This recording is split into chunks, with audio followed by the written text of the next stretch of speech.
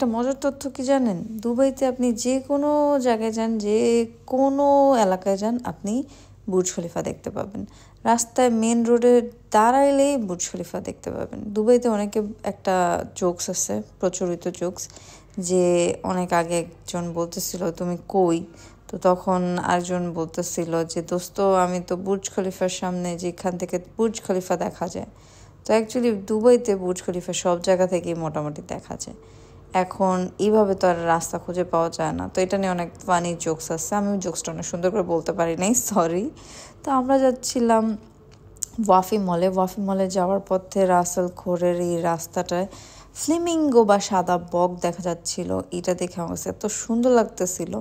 Dubai কিছু কিছু অঞ্চল দেখলে মনে হয় এটা যে একটা মরুভূমি দেশ, এটা বোঝাই যায় না। এত সবুজ করার চেষ্টা করতেছে ওরা, গ্রিনারি দিয়ে ভরে ফেলার চেষ্টা করতেছে। ওয়াফি মলের থিমটা হচ্ছে বেসিকলি মিশরীয় থিম।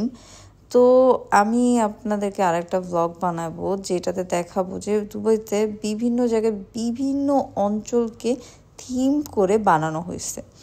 যেমন আপনার প্যারিস থিমে বানানো আছে, তারপরে স্পেন থিম বানানো আছে। থিম অঞ্চল ভেদ নিয়ে যে এটার যে বিশেষত্ব বা স্পেশালিটি যেগুলো আছে সেগুলোকে কেন্দ্র করে ওরা মল, বিভিন্ন জায়গা, পার্ক ক্রিয়েট করার চেষ্টা করছে। যেমন এখানে হইতেছে মিশরীয় সভ্যতার অনেক সুন্দর করে কালারফুল ছবি তুলে ধরছে। ছবিটা এত সুন্দর, এত ভাল লাগছে আমার কাছে। ছবিগুলো এত নিখুঁতভাবে গ্লাসের মধ্যে তৈরি করা, আর এটা দেখতে এত মনোমুগ্ধকর।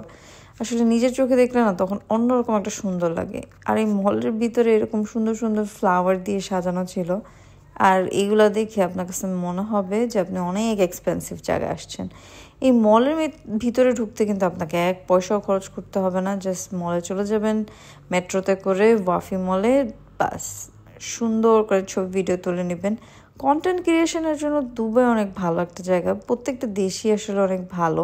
আমি যেহেতু দুবাইতে আছি তাই দুবাইয়ের বিশেষত্ব নিয়ে কথা বলতেছি।